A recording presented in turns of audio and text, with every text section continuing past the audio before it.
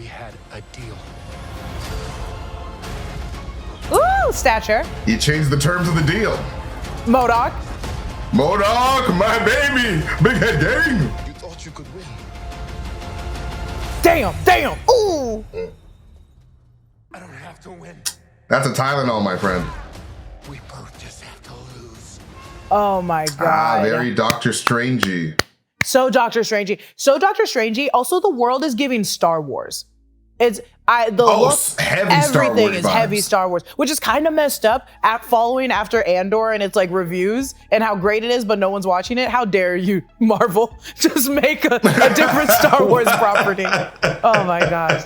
But either way, oh my gosh! Welcome back to New Rockstars, you guys. Monday night, the final trailer to Quantumania was released, giving us our first look at M.O.D.O.K, new leads to Kangs' past, and whether or not Ant-Man is going out the good guy or the bad guy. Which this is Inside Marvel, New Rockstars weekly Marvel reaction show. I'm Jessica Clemens, and here with me is MT. I cannot wait for this freaking movie. Like, Kang is a beast. Like, I cannot wait to see this massive black man just beat up an innocent thief. Is he innocent? We're gonna get into it. But like, also, what was your first reaction?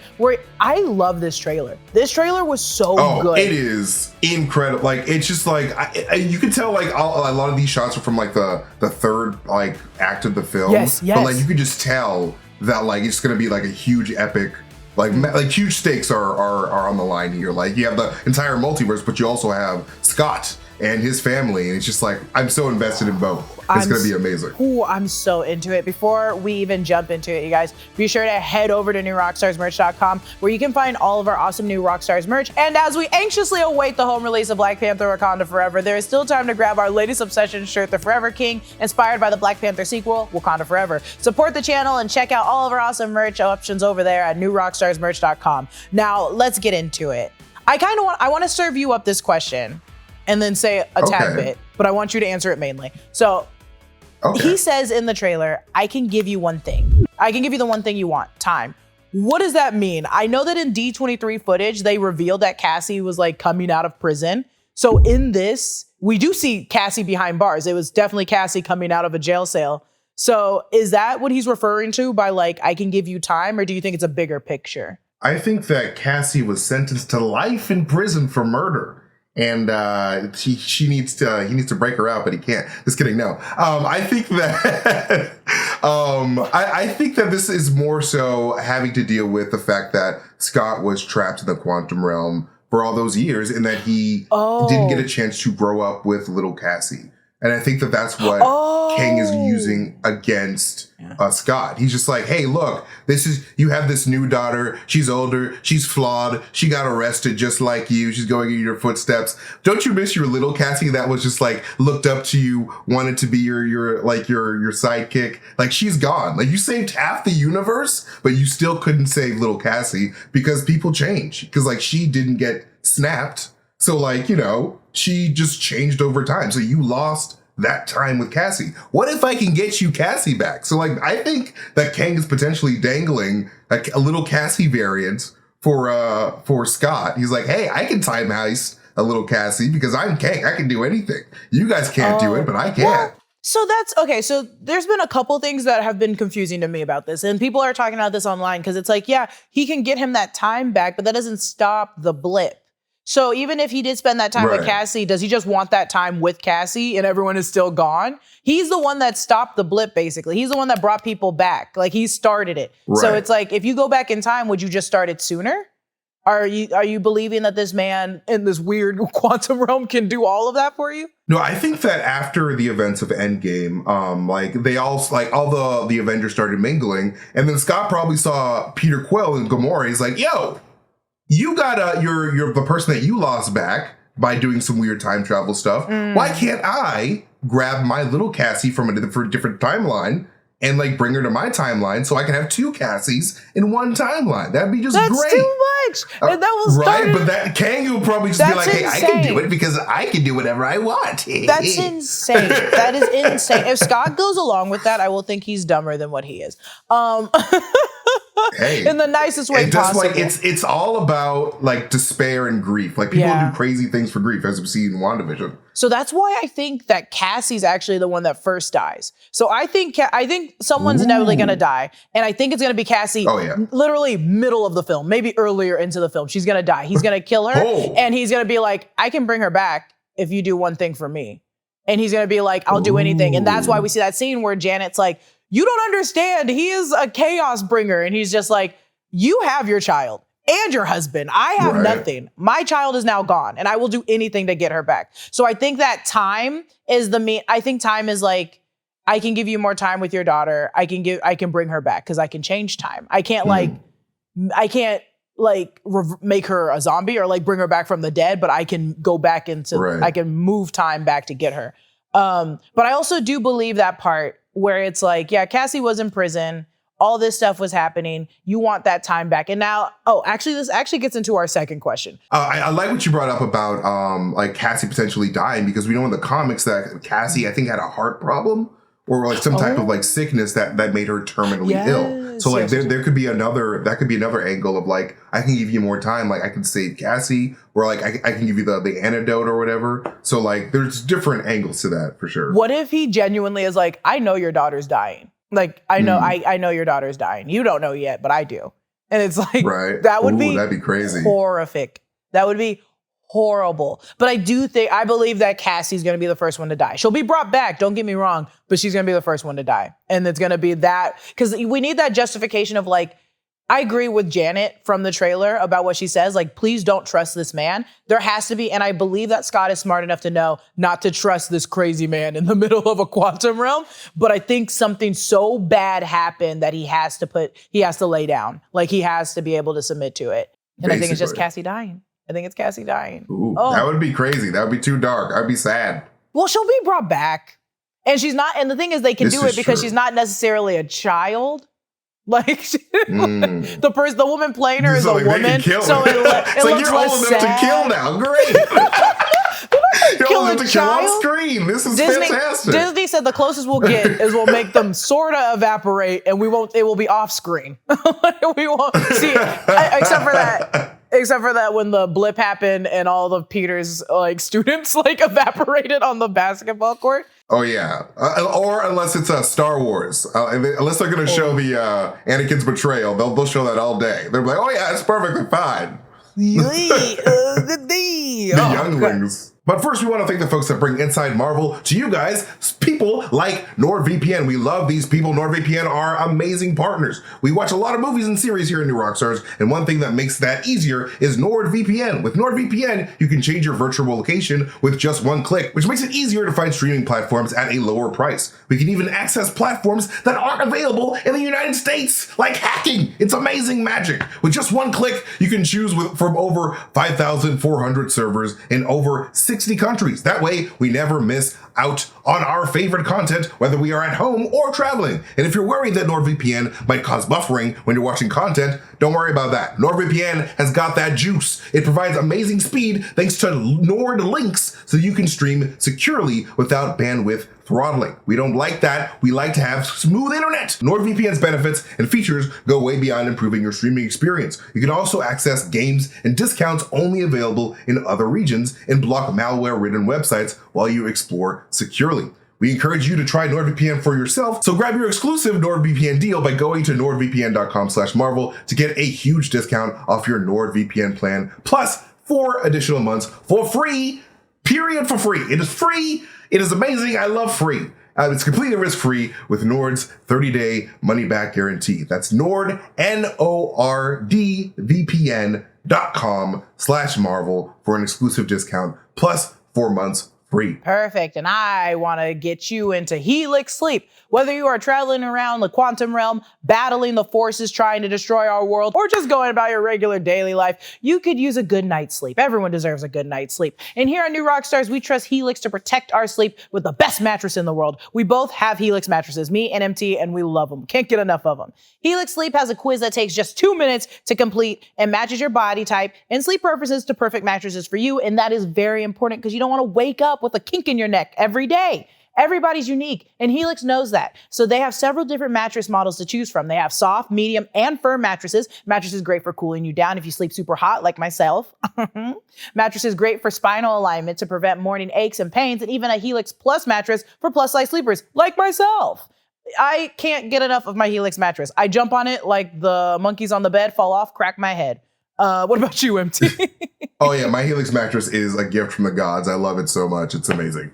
It's perfect. If I didn't have it, honestly, I'd probably lose my mind. So just go to helixsleep.com/insidemarvel, take their 2-minute sleep quiz, and they'll match you to the customized mattress that will give you the best sleep of your life. I promise you. They have a 10-year warranty, and you get to try it out for 100 nights risk-free, you guys. You can return it. That's insane. Helix is offering up to $200 off all mattress orders and 2 free pillows for our listeners at helixsleep.com/insidemarvel. Go to TurboTax and don't do your taxes. Meet with an expert who'll do them for you. TurboTax experts can relieve you from the stress of taxes and file for you so you can do not taxes. Show your eyes things that are not taxes. Unpack a moving box of not taxes. Taste not taxes. Sing not taxes a lullaby. Hope not taxes sleeps through the night. Grab a saddle and ride not taxes into the sunset. With TurboTax, an expert will do your taxes from start to finish, ensuring your taxes are done right, guaranteed, so you can relax. Feels good to be done with your taxes, doesn't it?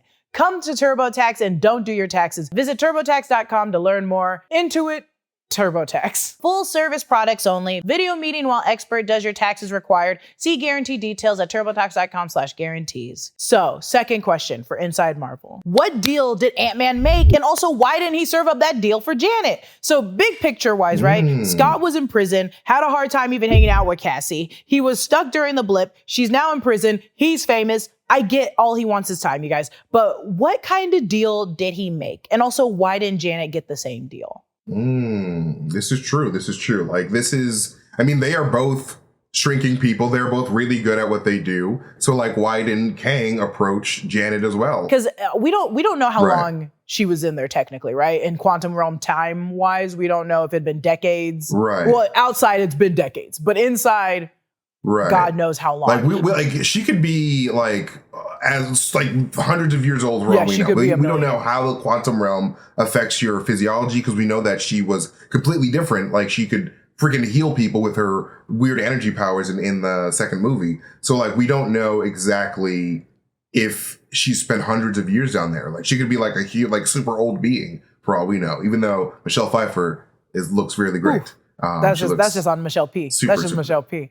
Yeah, that's just good genes. Do you think that Kang gave her those abilities, and maybe she made a deal with Kang to get that sort of ability that we still don't really know necessarily? She was just able to stabilize Ghost. So I don't really know what her power is outside of the quantum realm, but do you think it's something that Kang gave her? I think that it could possibly be due to like that weird energy source that they seem to be going after, that weird like yellow source that Ant-Man and his weird clones are seeming to grab. And I think that her exposure to that type of radiation was like absorbed into her being. And so like she just had that in her. She's like, all right, I just have this ability to have this radiation within me because like I've been dealing with this. And I don't know to what capacity. I feel like, since she's a scientist, she probably continued being a scientist in the quantum realm and was working on understanding quantum energy and quantum technology and continuing her research that she was doing with Hank down there. So like maybe she just had a different research facility that she was exposed to all that radiation from. But who knows? God. But that's a good question. Like, why didn't Janet get that same deal? Like, I wonder if her and Kang are even friends. Or like she seems to not trust Kang. So like, what is their history there? Like, what do you think? 100%. I also think so. Like going off of her being a scientist, I think she worked closer to Bill Murray's character in that citadel that they have. So I think she's working closer to him, probably as a scientist. And there has been times where she has had the chance, an opportunity to meet with Kang, and Kang's like, "Hey, let's work together." And she's like, "No, I'm not going to trust you." And that's the difference between her and Scott. Is Scott has something on the line. She didn't really. She was like, "I'm stuck in this quantum realm just like you are. Like, we're both stuck in here. I can't get out." So I think Janet didn't have anything on the line for her to say yes and make a deal with Kang.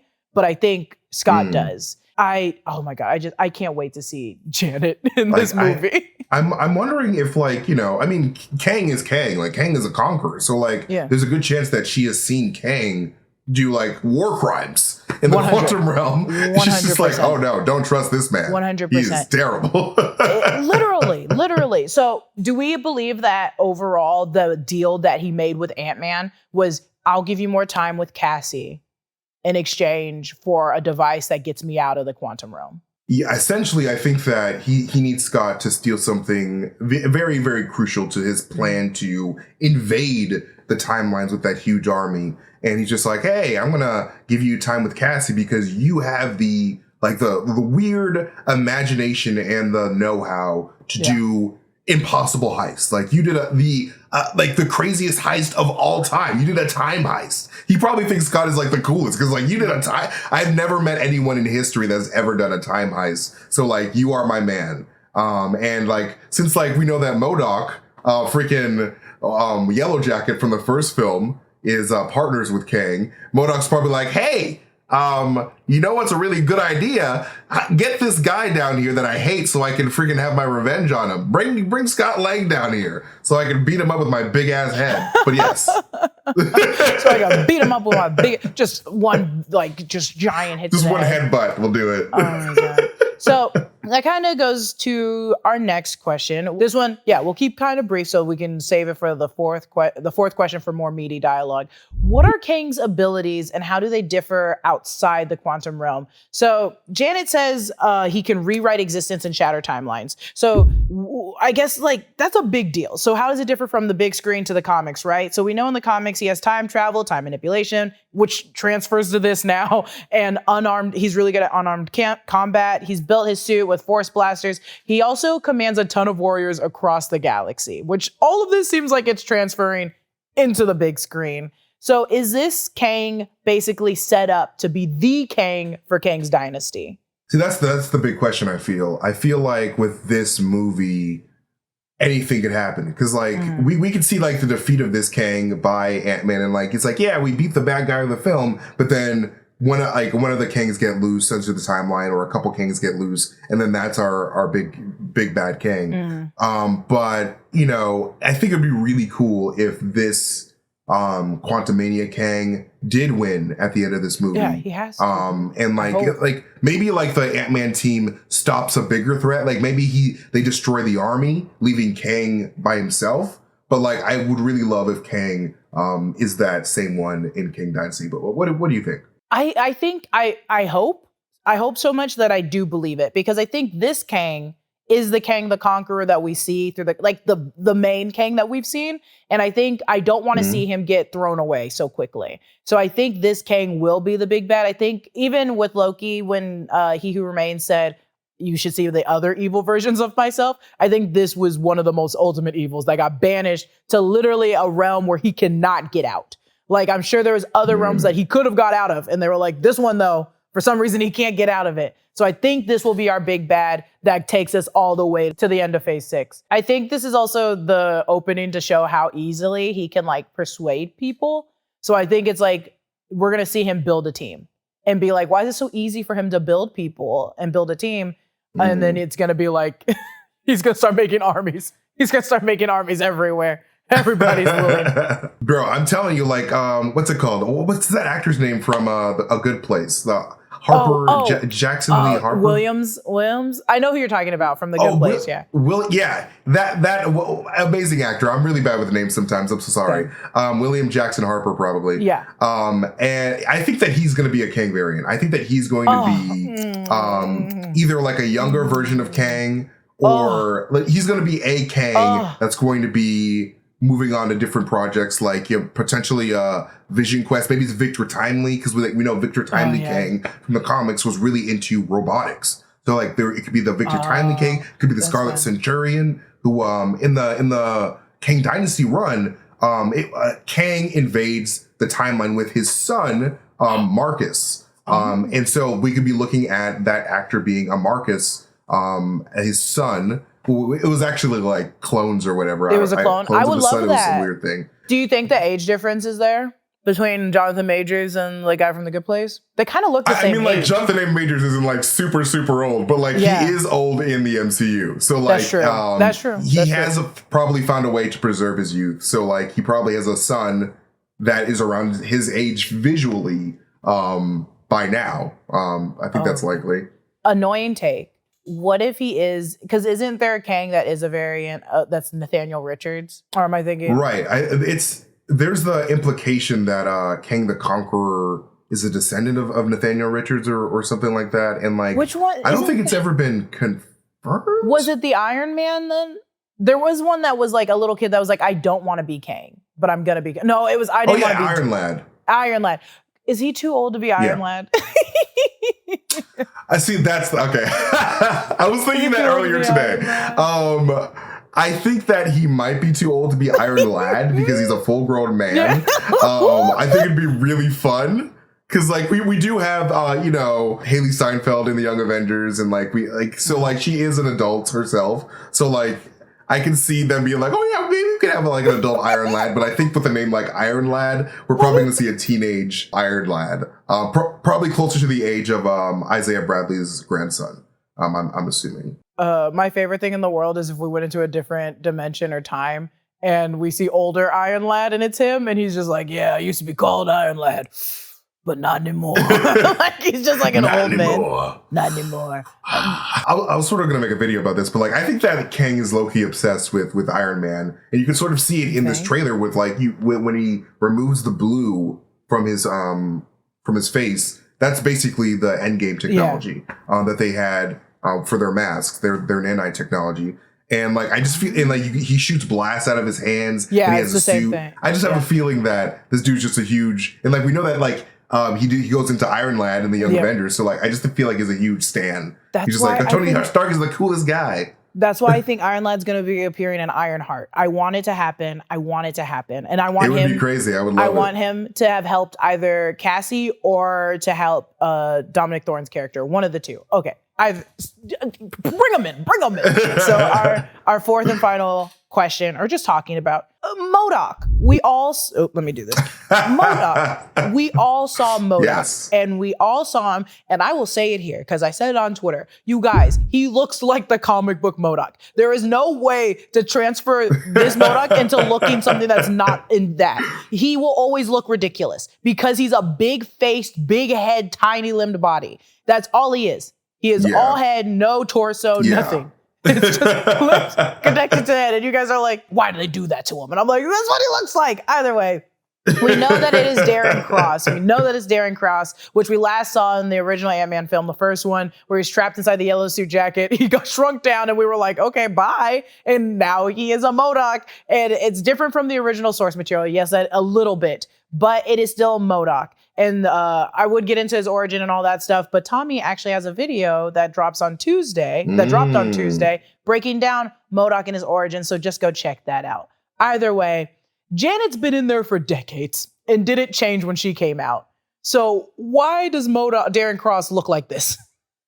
Why is he M.O.D.O.K.? I think that, if you look back, and it's been a while since I've seen this scene, but like the moment where he gets crushed and supposedly dies, but actually disappears into the quantum realm, like his limbs get like crushed inwards. Yeah. And like, he you could sort of see like the justification. It's like, all right, he has tiny limbs and his head is like, his limbs and head proportions aren't really all that great right now because of the way that he got crushed. So I think that Kang probably saved him potentially, or it's just like, oh man, this guy's like he managed to recreate the Pym particle. Like I need this man's knowledge of quantum technology, quantum energy, and all that stuff to help me with my endeavors. So he partners up with him by saving his life and making the machine only designed for killing. I forget the machine only designed. Yeah, it's.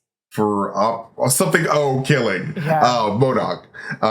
So yeah, I think it makes sense, and like we know from the What If episodes, the What If zombie episodes, that like it is possible for a head to exist without to exist on its as the primary organ, I guess I should say, because he does have like a body, a little tiny body, but like tiny. Scott Lang was had a head in the Zombies episode, and they were just carrying that around, so it's possibly up to you.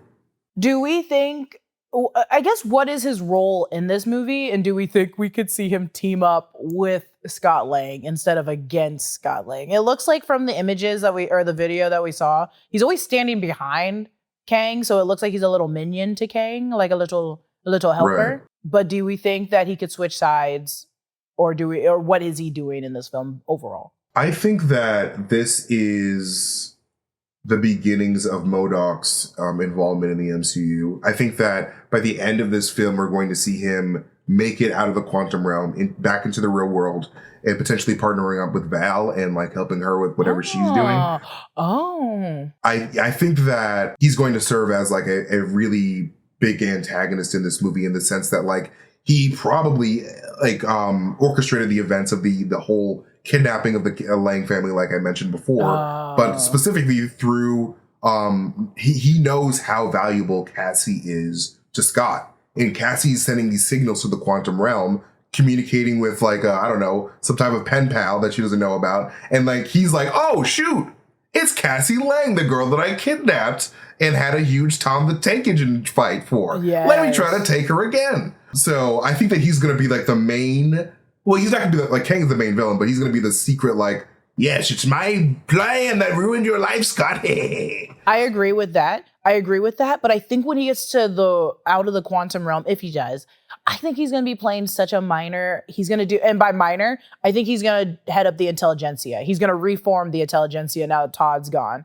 Yes, we know from the comics that he was a part of it, but I think he's going to like take control of it. We also like know that they've brought up AIM. So I'm like, at what point are we just going to make another AIM and he's going to be the head of it? So I think that will start once he comes out and tries to be his own bad team.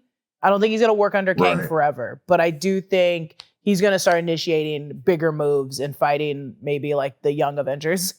Oh, yeah. I think that Sword is a huge spot where we could see M.O.D.O.K being installed. Because we saw from WandaVision that like the workers sort of had that bee sort of, the beekeeper sort of motif going on there. And that's a huge motif of the AIM Corporation. So I can see Kang being maybe secretly erected as a leader of the Sword organization for Val, and like sort of like making AIM or adopting or taking over, I guess, Aldrich Killian's AIM from that. I don't know. This is going to be some weird. We're gonna see. This is not the end of we're gonna see of M.O.D.O.K. There's so many things that you can do with M.O.D.O.K. Put him Sword, anything. I can't wait for him to show up and then him to meet the leader.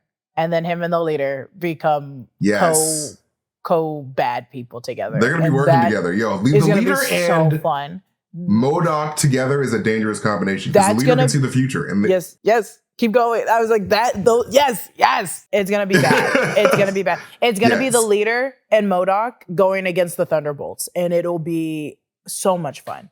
It'll be so much fun. It might even be worse than that. We could see the leader, the M.O.D.O.K. We can see the return of Claw. We could see like the entire, like Dr. Doom. Zemo shows up. We could see the entire Zemo. Huge, like it's like we could see a whole like Injustice League of like super villains show up. And I think that might be the plan here. I love this. I love this, you guys. But I cannot wait either. This is going to be an amazing movie. But that is it for this episode of Inside Marvel. Don't forget to check out our many amazing great merch options over at newrockstarsmerch.com. And if you're over 18, click the link in the description for the New Rockstars Discord server and join the conversation today. You can follow Jessica at Lulu Clemens. You can follow me at Mastertainment. You can subscribe to Inside Marvel wherever you get your podcast. Thank you guys so much for watching. We love you guys times a million. We'll see you guys next time. Goodbye.